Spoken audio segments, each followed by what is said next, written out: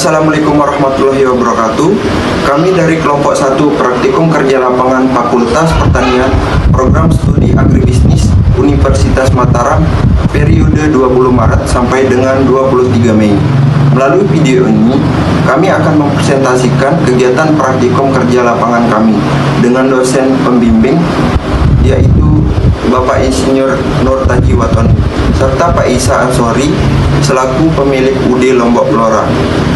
Dengan kelompok yaitu saya sendiri, lalu Muhammad Fajri Hafiz, kemudian ada.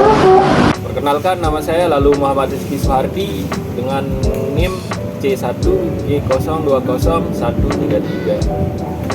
Perkenalkan, nama saya Inku Sumahandayani dengan NIM C1G020110. Perkenalkan, nama saya Dayuri Kita Permata dengan NIM C1G020108. Perkenalkan, nama saya Komang Tri Ayu Widiantari dengan NIM C1G020127. Perkenalkan, nama saya Tias Yasmin dengan NIM C1G020114. Baik, adapun tujuan umum dari pelaksanaan praktik kerja lapangan ini untuk menambah pengetahuan dan keterampilan mahasiswa agar dapat diimplementasikan dan dapat dikembangkan dalam kehidupan sehari-hari. Adapun judul yang saya angkat adalah budidaya dan pemasaran tanaman hias jenis rumput mutiara dan jenis rumput Jepang. Dan tujuan saya adalah untuk memfokuskan cara pemasaran rumput mutiara dan Jepang, dan selanjutnya adalah cara pembudidayaan tanaman rumput hias tersebut. Jadi di sini saya mengangkat judul yaitu budidaya dan pemasaran tanaman hias aglonema jenis Picroy dengan tujuan memfokuskan teknik budidaya dan pemasaran Picroy yang ada di Lombok Flora. Pada laporan ini, saya mengangkat judul mengidentifikasi jenis dan nilai tambah tanaman hias Lombok Flora, Kecamatan Selaparang, Kota Mataram, dengan memfokuskan tujuan, teknik budidaya, dan jenis-jenis tanaman hias yang ada di Lombok Flora. Jadi di sini saya mengangkat judul yaitu analisis biaya dan pendapatan dari usaha budidaya tanaman hias jenis lipstik di Lombok Flora di Kecamatan Selaparang, Kota Mataram. Di sini dengan tujuan untuk memfokuskan biaya dan pendapatan dari tanaman hias jenis lipstik di Lombok Flora. Pada praktikum kerja lapangan ini, saya mengangkat judul teknik perbanyakan dan cara pemasaran di Lombok Flora, Kecamatan Selaparang, Kota Mataram. Adapun tujuan pada praktikum kerja lapangan ini untuk memfokuskan teknik perbanyakan dan cara pemasaran yang dilakukan oleh Lombok Flora. Baik, judul yang saya angkat yaitu cara pemasaran tanaman hias yang ada di Lombok Flora, Kecamatan Selaparang, Kota Mataram, dengan memfokuskan tujuan yaitu cara pemasaran tanaman hias dan upaya untuk mempertahankan dan meningkatkan pelanggan. Jadi video presentasi ini kami buat sebagai syarat untuk memenuhi praktek kerja lapangan kami.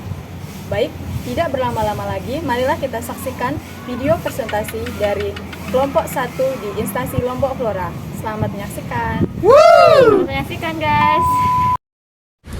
Lombok Flora berawal dari usaha keluarga yang dimulai sekitar tahun 1999. Lombok Flora diawali dengan usaha budidaya dan jual beli produk tanaman pangan yang kemudian berkembang menjadi usaha budidaya dan jual beli rumput hias.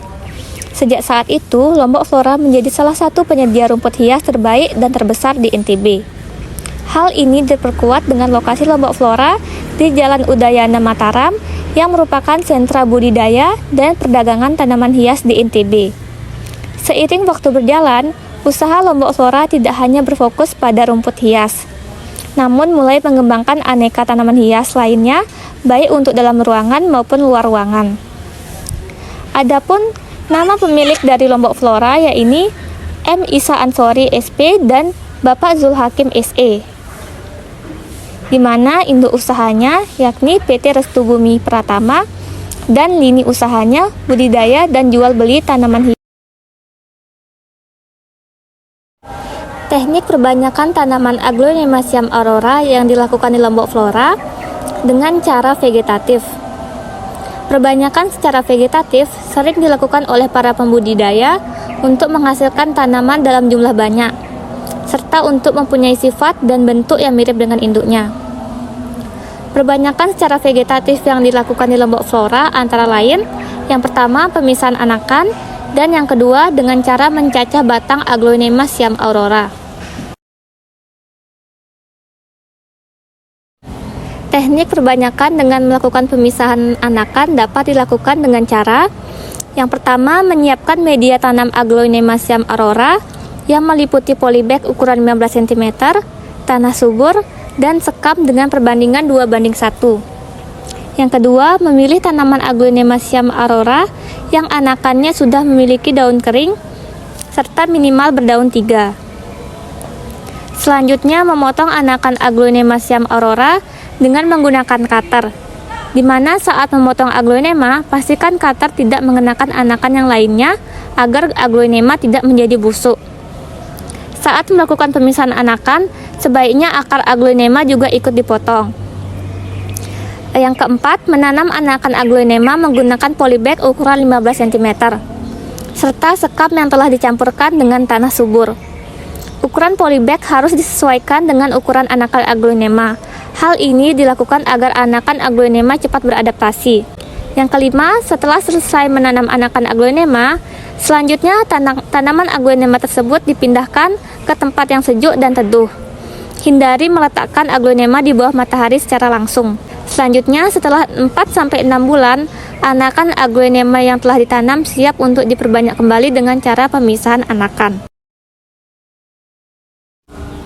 Untuk pencacahan batang Aglaonema siam aurora dapat dilakukan dengan cara yang pertama, memilih tanaman Aglaonema siam aurora yang kering atau mati. Yang kedua, bersihkan tanah atau media yang menempel pada batang Aglaonema siam aurora. Yang ketiga, apabila batang Aglaonema sudah bersih, cacah batang Aglaonema menggunakan cutter dengan ukuran sekitar 3 cm.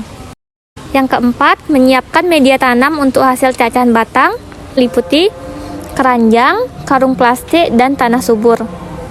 Selanjutnya, ratakan tanah subur di atas keranjang yang telah dilapisi karung plastik. Selanjutnya, hasil cacahan batang diletakkan di atas tanah, dan pastikan saat meletakkan di atas tanah, cacahan batang tidak saling berdempetan atau tumpang tindih.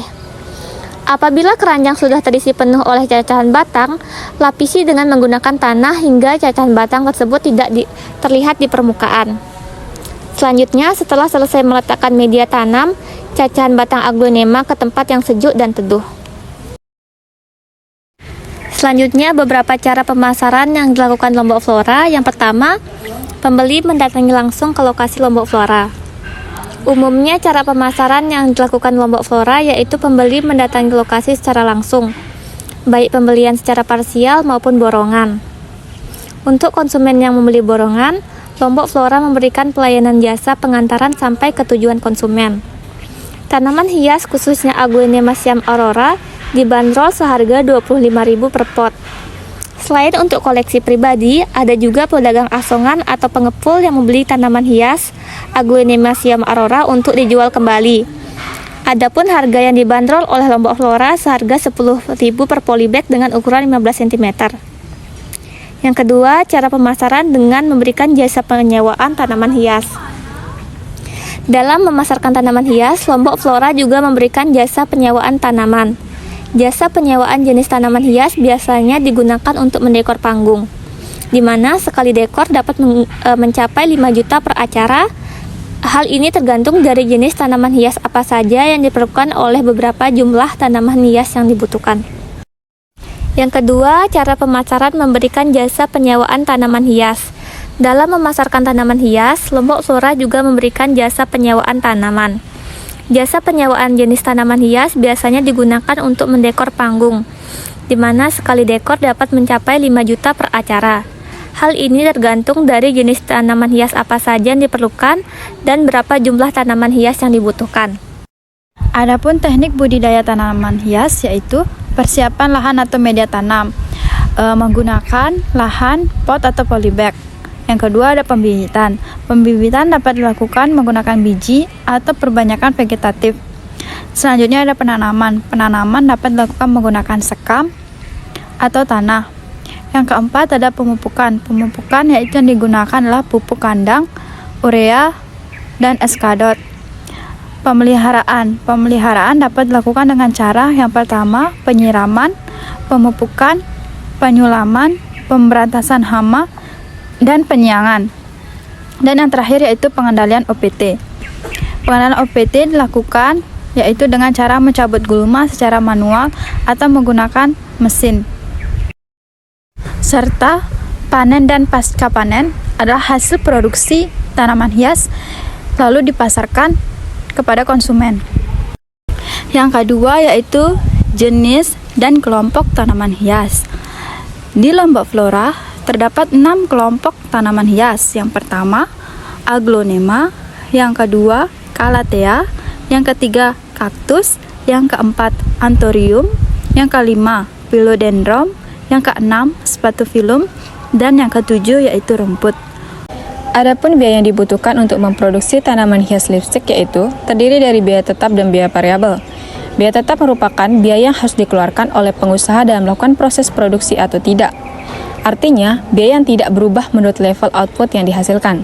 Sedangkan biaya variabel merupakan biaya produksi yang berubah sesuai dengan level output yang diproduksi oleh pengusaha. Adapun biaya variabel sama proses pembudidayaan tanaman hias lipstik di Lombok Flora yaitu sebesar 843.000. Kemudian, rata-rata biaya tetap alat yang digunakan pada proses produksi tanaman hias lipstik di Lombok Flora yaitu sebesar Rp37.694,25 dengan ditambahkan dengan biaya pajak yang dikeluarkan selama 1 bulan yaitu Rp80.000 sehingga total biaya tetapnya sebesar Rp117.694,25 per bulan. Sehingga rata-rata penyusutan per hari diperoleh dari total penyusutan dibagi jumlah hari kerja dalam 1 bulan yaitu Rp117.694,25 dibagi dengan 26 hari kerja yaitu sebesar Rp4.526,70. Kemudian, untuk jumlah penerimaan tanaman hias lipstik dari bulan Maret sampai Mei sebesar Rp1.020.000.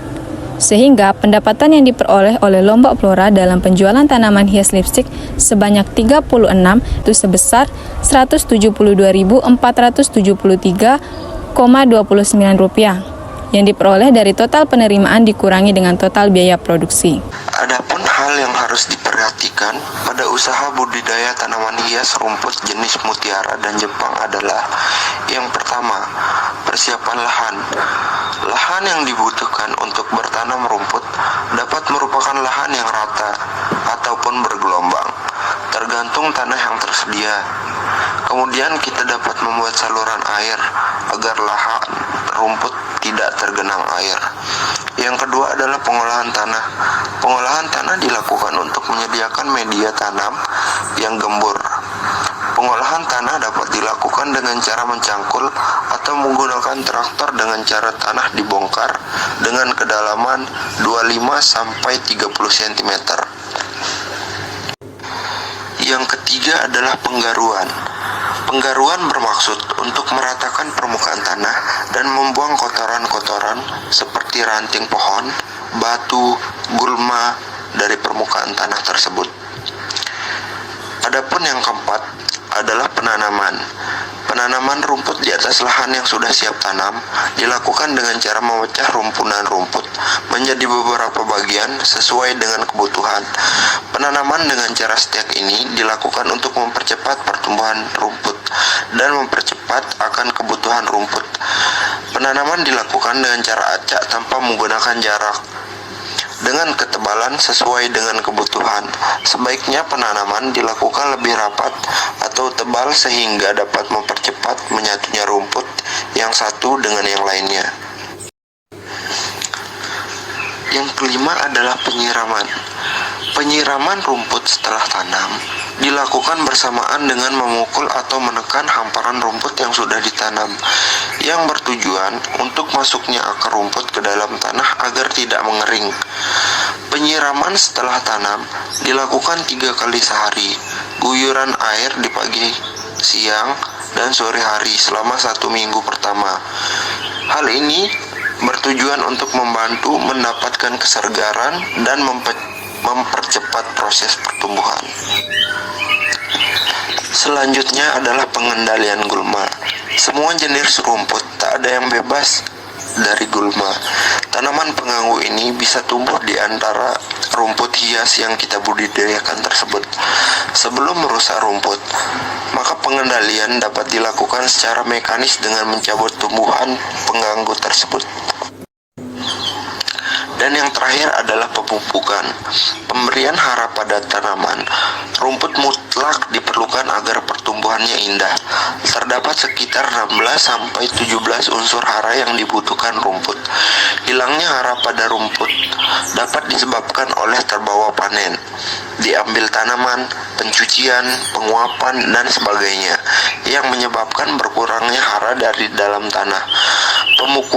Pemupukan dilakukan setelah rumput berumur 7-10 hari setelah tanam. Pemberian pupuk urea dilakukan dengan dua cara, yaitu dengan sistem tabur dan sistem pupuk direndam. Selanjutnya adalah cara pemasaran tanaman hias rumput jenis mutiara dan rumput Jepang di UD Lombok Flora. Sebuah proses produksi tidak akan berarti apa-apa jika tidak adanya pasar. Adapun beberapa cara pemasaran yang dilakukan di UD Lombok Flora adalah: yang pertama, pembeli mendatangi langsung di lokasi UD Lombok Flora. Umumnya.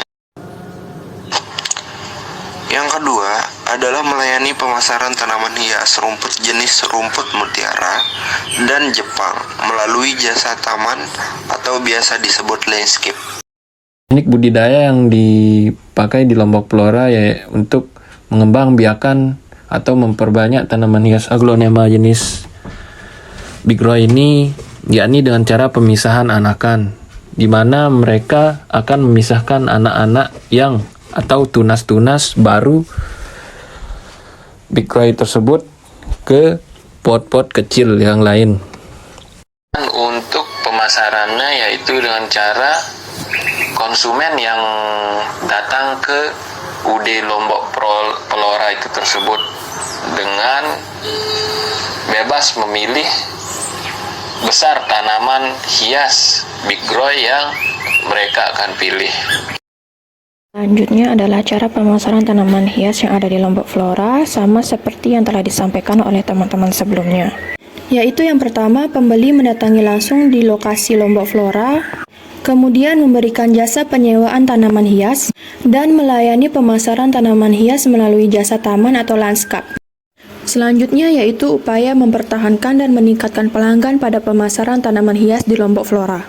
Yang pertama yaitu memberi pelayanan sebaik-baiknya kepada konsumen. Dalam hal ini, owner Lombok Flora selalu menyambut konsumen yang datang dengan ramah dan selalu berusaha memenuhi keinginan atau kebutuhan konsumen. Kemudian, mempertahankan kualitas produk. Untuk mempertahankan kualitas tanaman hias, Lombok Flora menerapkan model manajemen yang mengedepankan profesionalitas kerja.